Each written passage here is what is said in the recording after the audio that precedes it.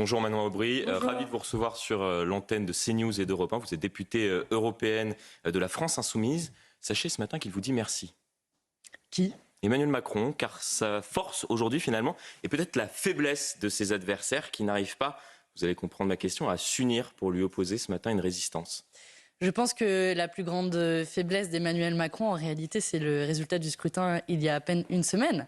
Et que, puisque vous parlez de force, Emmanuel Macron essaie de passer en force contre le résultat du scrutin. Il y a désormais une semaine, le nouveau Front populaire est arrivé en tête. Bon, je sais, et on aura le temps de parler après de la désignation du Premier ministre, mais le nouveau Front populaire est arrivé en tête avec plus de 190 sièges à l'Assemblée nationale. Il revient donc très logiquement au nouveau Front populaire le soin de former un nouveau gouvernement. Mais vous avez un Emmanuel Macron qui, dans un coup de force antidémocratique sans précédent dans l'histoire de la Ve République, veut effacer le résultat de ce scrutin et refuse de nommer un gouvernement et un Premier ministre issu du nouveau Front populaire. Mais vous n'avez pas de Premier ministre. Mais vous savez, la première chose à faire normalement, quand vous perdez une élection, ce que je le redis, Emmanuel Macron a perdu. Quand vous perdez une élection... Et vous avez gagné ? Oui, on a gagné. On n'a pas de majorité absolue, mais on a une majorité relative. On est arrivé en premier. Donc soit Emmanuel Macron est très mauvais en mathématiques, soit il est dans un déni de réalité, soit peut-être les deux. Mais normalement, ce qu'il aurait dû faire, c'est appeler les chefs de parti du nouveau Front populaire et leur dire « Voilà, j'accepte ma défaite et je vais nommer un gouvernement issu du nouveau Front populaire ». Vous voyez comment on va demander après aux électrices et aux électeurs de se mobiliser, d'aller voter. On a eu quand même un taux de participation record depuis 1981. Et demain, et il faut tout à fait le saluer, et c'est un réveil civique dans notre société. Et demain, on va dire aux gens, vous avez voté, mais le résultat des urnes n'est pas pris en compte pour la formation du gouvernement. Vous voyez que à travers cela, c'est pas un mépris seulement pour les électeurs du nouveau Front populaire, c'est un mépris pour la démocratie. Raison pour laquelle, ce matin, je suis très inquiète face à ce coup de force, très inquiète sur ce que cela veut dire demain pour la mobilisation des électeurs et très inquiète aussi pour l'espoir qui a été soulevé par des millions de gens qui se sont dit enfin on va bloquer les prix des produits de première nécessité, on va abroger la réforme des retraites. On va en parler de votre programme. Mais que dites-vous ce matin à vos électeurs justement ? Il y avait un nom qui circulait ce week-end, celui du Guet de Bello, qui est à la tête du Conseil régional de la Réunion, qui a été député pendant une vingtaine d'années et finalement ça ne sera pas elle qui sera proposée en tant que Premier ministre. Qu'est-ce qui a fait capoter finalement ces discussions ? Huguette Bello, vous l'avez dit, c'est la présidente de la région Réunion. Elle a été députée plus d'une vingtaine d'années à l'Assemblée nationale dans le groupe GDR. Et à la tête de la Réunion, région qu'elle a reprise à la droite, elle est à la tête d'une coalition dans laquelle se trouvent notamment les socialistes et ce qui préfigure un petit peu ce que est maintenant le nouveau Front populaire. Et puis, Huguette Bello, c'est aussi une grande dame. Ça aurait été la première fois qu'une première ministre issue des Outre-mer, racisée, une femme qui est à la pointe du combat féministe, antiraciste, aurait été première ministre et je crois aurait appliqué avec beaucoup de vigueur et beaucoup de fermeté le programme du nouveau Front populaire. Très bien, mais vous ne répondez pas à la question. Est-ce qu'il y a un problème avec les socialistes notamment ? Parce qu'elle n'est pas forcément connue du grand public et je pense, et je veux dire à quel point pour nous, pour moi, elle aurait été une première ministre qui fait honneur à ce programme du nouveau Front populaire. Pourquoi ça a chopé ? Cette proposition, elle a été faite par le communiste Fabien Roussel pour dénouer le blocage entre d'un côté les Insoumis donc vous reconnaissez un blocage ? Côté, le Parti socialiste. Oui, il y a un blocage. Il y a un blocage parce que le Parti socialiste, qui n'est pas la formation politique qui est arrivée en tête au sein du nouveau Front populaire, revendique le poste de Premier ministre. Alors qu'Olivier Faure avait dit très clairement que le Premier ministre serait issu des rangs du groupe qui est arrivé le premier au sein du nouveau Front populaire, qui est la France insoumise. En toute logique, on a proposé, y compris plusieurs noms. Le Parti socialiste l'a refusé, dont acte. Nous avons dit que nous accueillons avec beaucoup de bienveillance et de manière positive la candidature du Guet de Bello quand elle a été posée sur la table. Et je crois que je n'ai pas vraiment compris, pour être honnête, les raisons pour lesquelles Olivier Faure et le Parti socialiste ont refusé la proposition du Guet de Bello, si ce n'est l'obsession à vouloir à tout prix Olivier Faure comme Premier ministre, en cela quelque part contournant les propres règles qui avaient été fixées par le Parti socialiste. Et je vous le dis, je le regrette. Parce que je pense ce matin à ces millions d'électrices et d'électeurs qui ont voté pour le nouveau Front populaire, avec beaucoup d'attentes, beaucoup d'espoir, et qui se disent « Mais ce matin-là, est-ce que vous êtes à la hauteur de la confiance que l'on a mise ?» Vous estimez que vous êtes toujours sur CNews et Europe 1 en direct. Est-ce que vous estimez qu'aujourd'hui, le nouveau Front populaire n'est pas à la hauteur justement de ces millions d'électeurs qui ont voté pour vous, pour lesquels vous avez peut-être suscité un espoir? Je comprends l'impatience des électrices et des électeurs. Je veux leur dire que l'on a tout fait.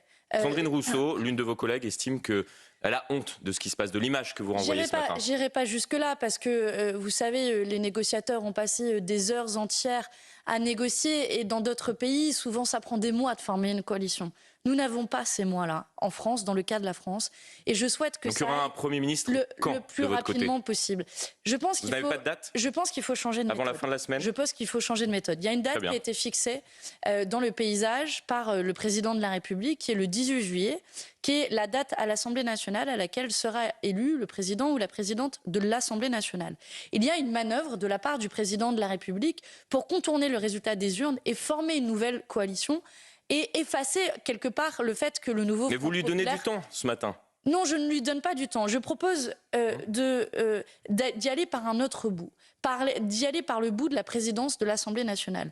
Si jeudi, nous arrivons à élire un président ou une présidente de l'Assemblée nationale issu du nouveau Front populaire, alors Emmanuel Macron n'aura d'autre choix que de nommer un Premier ministre du nouveau Front populaire. Et alors, ces quelques jours supplémentaires nous permettront de donner une suite positive au nouveau Front populaire. Voilà l'objectif que nous devons nous donner collectivement. Un candidat ou une candidate en commun pour le nouveau Front populaire pour la présidence de l'Assemblée nationale.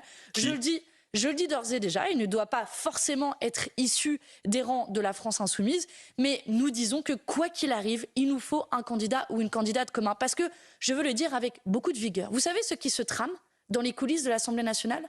Vous avez entendu parler Yaël Braun-Pivet, la présidente sortante de l'Assemblée nationale, qui magouille littéralement en coulisses. Oui, qui magouille en coulisses avec le Rassemblement national, avec Sébastien Chenu, qui est issu du Rassemblement national, pour se distribuer les postes. Oui, mais il magouille en coulisses pour se distribuer les postes. Un accord entre le Rassemblement national... Non, nous ne magouillons pas puisque nous avons un programme commun au nouveau Front populaire. Est-ce que les macronistes ont un programme commun avec l'extrême droite et le Rassemblement national? Je pose la question ce matin à votre antenne et je demande si le résultat des urnes jeudi sera un accord entre Yaël Braun-Pivet et Sébastien Chenu pour se distribuer le poste de président à l'Assemblée nationale et vice-président. Je dis aux électrices et aux électeurs que nous ne participerons pas à ces magouilles et que le résultat des urnes, c'est que le bloc du nouveau Front populaire est le premier bloc de l'Assemblée nationale. Donc nous devons avoir la présidence de l'Assemblée nationale, ce qui nous permettra de former un gouvernement du nouveau Front populaire et enfin changer la vie de millions de gens qui suffoquent alors que l'été commence. Manon Aubry, députée européenne de la France insoumise, toujours en direct depuis Europe 1 et CNews. Quel est le nom justement de cette présidente ou de ce président de l'Assemblée nationale que vous allez proposer? Eh bien, puisque vous abordez la question. Nous devrons avoir des discussions. Je souhaite qu'on les ait le plus rapidement possible dès ce matin. Non, il n'y a pas de nom qui circule à cette heure-ci. J'ai confiance sur le fait qu'on puisse se mettre d'accord. J'ai confiance sur le fait que ça permette de dénouer les blocages suivants, notamment sur le poste de Premier ministre. Et en y allant de cette manière-là, par méthode et par étapes, et les étapes qui nous sont fixées par le calendrier parlementaire, alors on pourra donner un horizon positif. J'imagine que vous avez suivi, Manon Aubry, l'actualité internationale. Le président américain Donald Trump a été victime ce week-end d'une tentative d'assassinat. Joe Biden a condamné la violence politique. Vu ce qui se passe dans notre pays, l'état du débat politique, est-ce que vous ne craignez pas finalement qu'une telle chose ne se produise également en France ? D'abord, ce sont évidemment des images choquantes. Donald Trump a été touché, mais il y a aussi eu un mort. Et c'est d'abord à la famille de cette personne que je veux penser ce matin. Ensuite, pour en revenir à votre question, j'espère que ce climat de tension et de violence ne sera pas aussi fort en France, déjà pour une simple raison. Est-ce qu'il ne l'est pas déjà? Lorsque l'on voit la stratégie, par exemple, de la conflictualité prônée par Jean-Luc Mélenchon, est-ce qu'il n'y a pas déjà au sein du débat public... Vous êtes à deux doigts de dire que la France insoumise serait responsable d'un coup de feu aux États-Unis? Pas du tout. Ce n'est pas du tout ce que je suis en train de dire. Je pense que vous caricaturez, mais non, sur l'état du débat en politique. On parlait de ce qui s'est passé. On parlait de ce qui s'est passé aux États-Unis et en 30 secondes, vous êtes arrivé à est-ce que la France insoumise ne serait pas responsable du niveau de conflictualité. Donc, ce sont deux pays différents. Ça ne vous a pas échappé. Aux États-Unis, il y a plus d'armes qui circulent que le nombre d'habitants. Ce n'est pas le cas en France pour une simple et bonne raison, c'est que le port d'armes est régulé. Et heureusement, vous le faites bien de le dire, puisqu'il y a quand même quelques personnes qui prônent la légalisation du port d'armes, ce qui, je pense, serait extrêmement dangereux. Je pense que c'est des choses qu'on a entendues dans le débat public. J'y suis très favorable, mais vous en parlez donc très défavorablement opposée. Mais je pense que c'est des choses que vous entendez dans le débat public. Donc moi, j'y suis opposée. Et vous voyez que le contexte n'est évidemment pas le même en France et aux États-Unis. Pour autant, la violence dans le débat public, elle existe, elle existe. Vous en êtes la cible en tant que journaliste, on en est la cible en tant que responsable politique. Bien de le souligner aussi. Vous avez certainement vu cette liste de menaces qui a été dressée par des activistes d'extrême droite, pas plus tard que la semaine dernière, avec des journalistes qui en sont la cible. Je crois que les termes exacts qui étaient utilisés, c'est une liste de gens qui sont candidats à des balles dans la nuque. Donc ce sont des choses extrêmement graves. Je ne compte pas le nombre de fois où j'ai reçu des menaces, y compris chez moi. Et je pense que cette violence dans le monde politique... Mais est-ce qu'aujourd'hui vous appelez à apaiser d'une certaine manière justement le débat en France lorsque l'on voit parfois, excusez-moi, les outrances d'une partie des membres de votre camp? De nouveau, vous faites l'amalgame entre deux choses qui sont différentes. Je ne fais pas d'amalgame. Je pose des questions. C'est mon rôle. Elles peuvent être orientées vos questions, mais vous avez le droit et moi j'ai le droit de les déconstruire. Il y a d'une part la violence physique, les menaces qui peuvent être exercées, je le redis, de nouveau à l'encontre de journalistes, de responsables politiques. Et il y a d'autre part la conflictualité politique qui est finalement l'expression de désaccords politiques. On ne peut pas nier le fait que dans notre pays, il y ait un désaccord, mais aussi une colère forte vis-à-vis du pouvoir, une colère quand on a un taux de pauvreté qui est sans équivalence, avec plus de 10 millions de personnes sous le seuil de pauvreté. Il y a une colère forte qui s'exprime à l'occasion des Gilets jaunes, à l'occasion des mobilisations contre la réforme des retraites. Et cette colère, qu'elle trouve une expression politique, je pense de vous à moi que c'est une bonne chose. Je vais même plus loin. Je pense que la démocratie doit être l'expression des désaccords politiques pour éviter qu'une forme de violence s'exprime autrement. Et peut-être c'est là l'échec de la démocratie à l'heure actuelle, c'est son incapacité à traduire des désaccords, et on le voit encore à l'heure actuelle avec ce déni démocratique à l'Assemblée nationale de la part du président de la République. Dont acte. On revient à l'Assemblée nationale. Emmanuel Macron devrait vraisemblablement accepter la démission de Gabriel Attal, et une partie du gouvernement actuel, démissionnaire, donc pourrait siéger à l'Assemblée nationale à partir du 18 juillet. Est-ce que ce n'est pas une intrusion de l'exécutif dans le législatif et inversement? C'est pour le moins une situation assez ubuesque d'avoir des ministres qui prennent encore des décisions en tant que ministres et dans le même temps siègent à l'Assemblée nationale. Donc c'est en effet un mélange entre l'exécutif et le législatif, et normalement dans notre Constitution les pouvoirs sont séparés.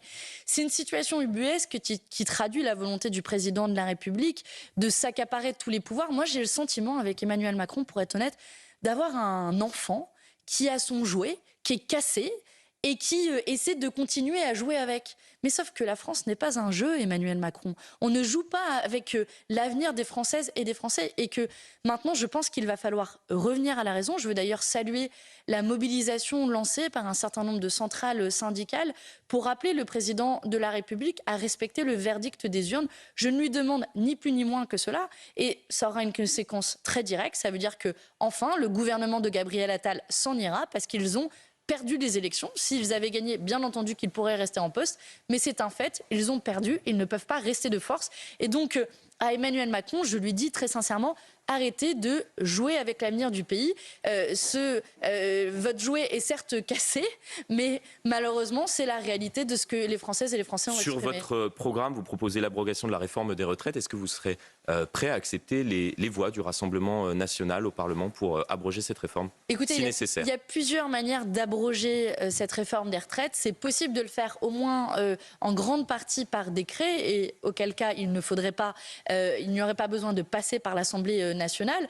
Mais de manière générale, sur ce sujet comme sur d'autres sujets, bien entendu qu'il faut construire des majorités à l'Assemblée nationale. Donc sur chaque projet que nous allons faire, que ce soit le blocage des prix des produits de première nécessité, que ce soit l'augmentation des salaires, que ce soit davantage de planification écologique, bref, aussi la question de la rentrée scolaire, faire en sorte que la rentrée soit vraiment gratuite pour des millions de familles qui se retrouvent à avoir une tonne de frais à l'occasion de la rentrée. Sur tous ces sujets, nous irons à l'Assemblée nationale, nous proposons des projets de loi et charge aux macronistes, à l'extrême droite, de se positionner et de dire s'ils sont pour ou contre. Et j'ai envie de dire, ce sera le moment où les masques tomberont et nous verrons s'il y a des majorités à l'Assemblée nationale. Mais ce dont je suis sûre, c'est qu'il y a des majorités dans le pays pour mieux redistribuer les richesses, pour faire en sorte de soulager. Donc il peut y avoir, Manon Aubry, vous êtes toujours en direct de Françaises sur Europe 1 et de Français CNews. Qui seront soulagés. Il peut y avoir des majorités de projets, texte par texte, mais nous l'avons dit avec le Rassemblement national, avec la droite. Depuis le début, nous avons dit que nous irons devant l'Assemblée nationale avec le projet du nouveau Front populaire. Nous ne les prendrons pas en traite et nous leur dirons que, en toute hypothèse, le rétablissement de l'impôt de solidarité sur la fortune pour que les plus riches contribuent davantage que les plus pauvres, l'abrogation de la réforme des retraites, l'augmentation des salaires, nous les soumettrons à l'Assemblée nationale et charge à chacune et à chacun en son âme et conscience de voter pour ou contre. Et j'ai envie de dire que finalement, ce sera la grande clarté. Et je suis sûre que la pression populaire qui pourra s'exercer dans le pays en fonction et en faveur de cette meilleure redistribution des richesses aura aussi une incidence à l'Assemblée nationale et que ce programme sera très populaire. Le mot de la fin, Manon Aubry, est-ce que vous souhaitez abroger la circulaire interdisant le port de l'abaya à l'école? Cela a été proposé par un député de votre camp. En un mot. Écoutez, nous avons... Oui, non. Nous avons toujours dit que nous étions en faveur de cette abrogation. Maintenant, je ne suis pas sûre que ce soit la première des priorités, si vous voulez mon avis. Je pense que la première des priorités est d'abord de répondre à l'urgence sociale. Et c'est ce à quoi nous nous attaquerons en premier lieu si nous arrivons au gouvernement dans les jours qui viennent. Vous voyez, mon si veut quand même dire quelque chose. Ça veut dire qu'aujourd'hui, dans un pays où on gagne les élections, on n'est pas sûr d'arriver au pouvoir. C'est quand même assez ubuesque qu'on arrive dans cette situation. Et donc c'est... aujourd'hui, le message principal auprès du président de la République, descendez de vos tours dorés, regardez ce que les Françaises et les Français vous ont dit dimanche dernier. Merci beaucoup, Manon Aubry. Merci à vous.